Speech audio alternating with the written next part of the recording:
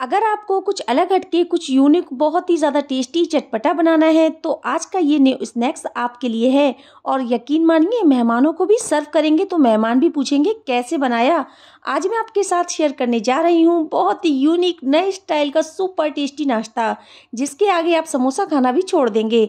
बच्चों से लेकर बड़ों तक सभी को ये बहुत ही पसंद आने वाला है। तो चलिए बिना देरी किए हुए इस रेसिपी को बनाना शुरू करते हैं। अस्सलामुअलैकुम, वेलकम बैक टू जायका अपने किचन का। इस रेसिपी को बनाने के लिए सबसे पहले हम मिक्सिंग बाउल में डालेंगे 3 छोटे चम्मच के करीब ऑयल, और इसमें अब जाएगा 1 छोटा चम्मच के करीब नमक, और साथ ही में हम इसमें डालेंगे 1 छोटा चम्मच के करीब अजवाइन, जिसको हमने हाथों से अच्छे से क्रश कर लिया था।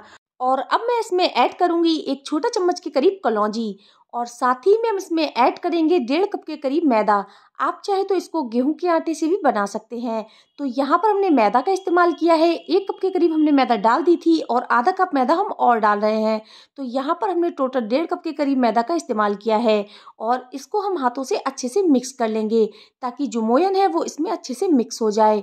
तो यहाँ पर हमने अच्छे से इसको मिक्स कर लेना है। तो ये देखिए इस तरीके से हमने इसको मिक्स कर लिया है, और अब हम मुट्ठी बांध कर देखेंगे। यहाँ पर हमारी मुट्ठी बंध रही है तो इसका मतलब है मोयन हमारा बिल्कुल परफेक्ट है।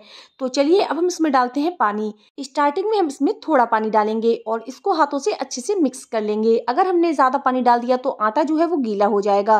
तो यहाँ पर हमने स्टार्टिंग में थोड़ा पानी डाला था, और अब हम थोड़ा पानी और डालेंगे, और इसका हमने एक बढ़िया सा डो बनाकर तैयार करना है।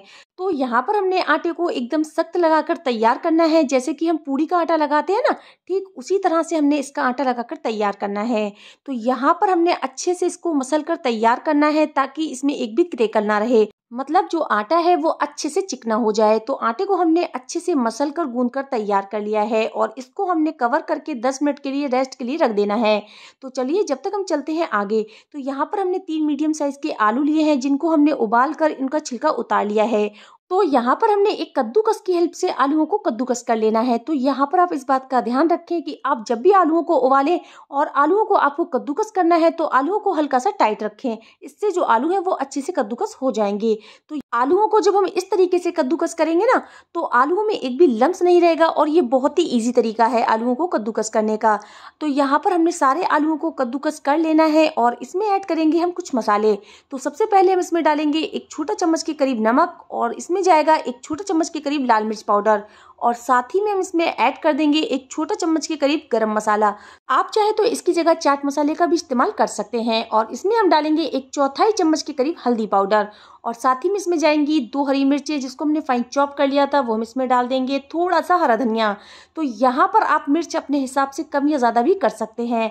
और इसमें हम डालेंगे 1 छोटा चम्मच के करीब लहसुन अदरक का पेस्ट, और इसमें हम डालेंगे 2 चम्मच के करीब कॉर्नफ्लोर। अगर आपके पास कॉर्नफ्लोर नहीं है तो आप इसकी जगह 2 चम्मच के करीब अरारोट के चावल का आटा भी डाल सकते हैं।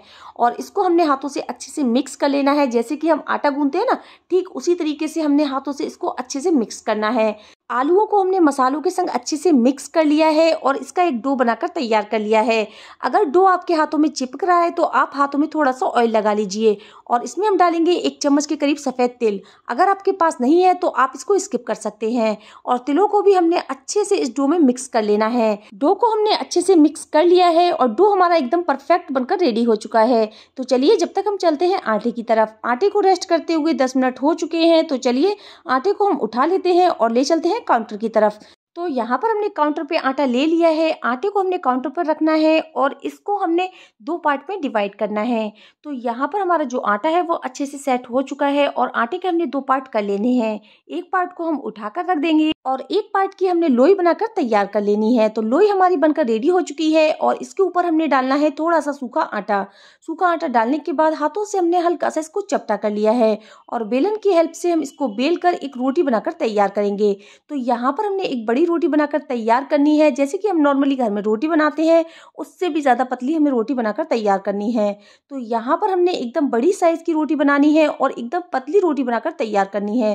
तो यहाँ पर आप ये देखिए कितनी पतली हमने रोटी बनाकर तैयार कर ली है। बिल्कुल इवन रोटी आपको बनानी है, कहीं से मोटी कहीं से पतली नहीं होनी चाहिए।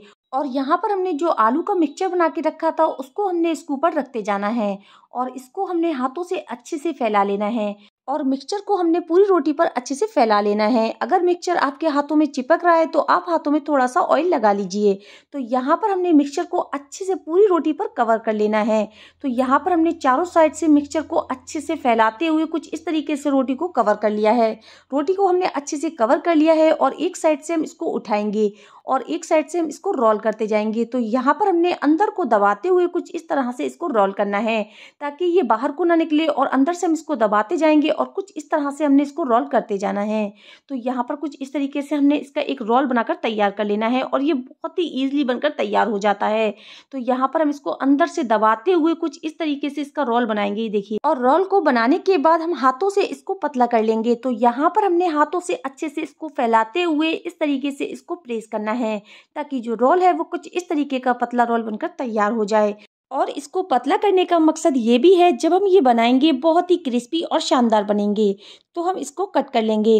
तकरीबन 2 या 3 इंच के फासले से आप लोगों ने कटिंग कर लेनी है। आप चाहे तो इनका साइज़ बड़ा भी कर सकते हैं, मुझे इतने ही पसंद है तो मैं यहाँ पर 2-3 इंच के फासले पर कट कर लूँगी। और ये बहुत ही शानदार बनकर तैयार होते हैं और जो ये रेसिपी है बहुत ही क्रिस्पी और शानदार बनकर तैयार होगी। तो यहाँ पर हमने 2 या 3 इंच के फासले से सारे रोल कट कर लेने हैं। तो यहाँ पर हमने एक साइज के रोल कट कर लेने हैं और ये बहुत ही इजीली कट भी हो जाते हैं। और यहाँ पर हमने सारे रोल इसी तरह से कट कर लेने हैं। तो लीजिए, हमने सारे रोल इसी तरह से कट कर लिए हैं। बहुत ही ज़बरदस्त और बहुत ही शानदार जो रोल है बनकर तैयार हो चुके हैं और एक साइज के रोल कटकर तैयार हुए हैं। तो चलिए मैं आपको एक रोल उठाकर दिखाती हूँ। इसकी बहुत ही बढ़िया लेयर आ चुकी है और रोल बहुत ही ज़बरदस्त बनकर तैयार हुए हैं। तो चलिए हम स्लरी तैयार कर लेते हैं। स्लरी बनाने के लिए हमने एक कटोरी में डालनी है 2 चम्मच के करीब मैदा और इसमें हम डालेंगे 1/4 चम्मच के करीब नमक और इसमें हमने डालना है आधा छोटा कप के करीब पानी। पानी को डालने के बाद हमने अच्छे से इसको मिक्स करते हुए एकदम इसकी स्लरी बनाकर तैयार करनी है। तो यहाँ पर जब हम स्लरी बनाएंगे इसमें एक भी लम्स ना रहे, इसको हमने अच्छे से मिक्स करना है। स्लरी हमारी रेडी हो चुकी है। तो अब बारी आती है इनको फ्राई करने की। तो गैस पर मैंने कढ़ाई में ऑयल को पहले से ही गर्म होने के लिए रख दिया था। ऑयल अच्छे से गर्म हो चुका है। गैस की फ्लेम को हमने लो टू मीडियम कर देना है और यहाँ पर हमने जो स्लरी बनाकर रखी थी उस पर हमने एक रोल उठाना है और उसको हमने एक साइड से अच्छे से इसको कोट कर लेना है। तो यहाँ पर हमने दोनों साइड से अच्छे से रोल को कोट करना है। तो यहाँ पर हमने अच्छे से इसको कोट कर लिया है और ऑयल में हमने एक एक रोल करके इसी तरह से डाल देने हैं। तो यहाँ पर हमने अच्छे से इसमें कोट कर लिए हैं स्लरी में और उसके बाद हमने रोल को इसमें डालना है। इससे ये बहुत ही ज़्यादा क्रिस्पी और बहुत ही ज़्यादा क्रंची बनकर तैयार होते हैं। तो यहाँ पर हमने लो टू मीडियम फ्लेम पर इनको फ्राई करना है और ये बहुत ही शानदार बनकर तैयार होंगे। तो यहाँ पर हमने रोल लिया है और उसको हमने स्लरी में दोनों साइड से अच्छे से डिप करके कोट कर लिया है और उसके बाद ऑयल में डाल दिया है और इसको हमने उलटते पलटते हुए फ्राई कर लेना है। तो यहाँ पर ये एक साइड से गोल्डन कलर के हो चुके हैं। तो यहाँ पर हमने इनको उलट पलट कर दोनों साइडों से अच्छे से फ्राई कर लेना है। दोनों साइडों से ये अच्छे से फ्राई हो चुके हैं तो इनको हमने एक एक करके बाहर निकाल लेना है। बहुत ही क्रंची और ज़बरदस्त बनकर रोल हमारे तैयार हो चुके हैं। दोनों साइड से हमने इनको कोट किया था तो ये बहुत ही शानदार बनकर तैयार हुए हैं। तो यहाँ पर हमने सारे रोलों को बाहर निकाल लेना है। तो ये देखिए कितने बढ़िया हमारे जो रोल हैं बनकर तैयार हो चुके हैं। बहुत ही बढ़िया लग रहे हैं ना। तो इसी तरह से हमने दूसरे बैच को भी फ्राई कर लेना है। तो यहाँ पर हम उसी ऑयल में दूसरे बैच को भी फ्राई कर लेंगे। लेकिन यहाँ पर हम जो रोल डाल रहे हैं उसको हमने स्लरी में डिप नहीं किया है, बिना डिप किए हमने इसको फ्राई करना है। तो यहाँ पर मैं आपको दोनों तरीकों से बता रही हूँ, आपको जो तरीका अच्छा लगे आप उस तरीके से बना सकते हैं। तो यहाँ पर हमने इसको हल्का गोल्डन कलर आने तक इसको भी फ्राई करना है और ये बहुत ही ज़्यादा मज़ेदार बनकर तैयार होंगे। तो यहाँ पर हम इसको उलटते पलटते हुए अच्छे से फ्राई कर लेंगे। तो यहाँ पर हमने इन रोलों को भी लो टू मीडियम फ्लेम पर गोल्डन कलर आने तक फ्राई करना है।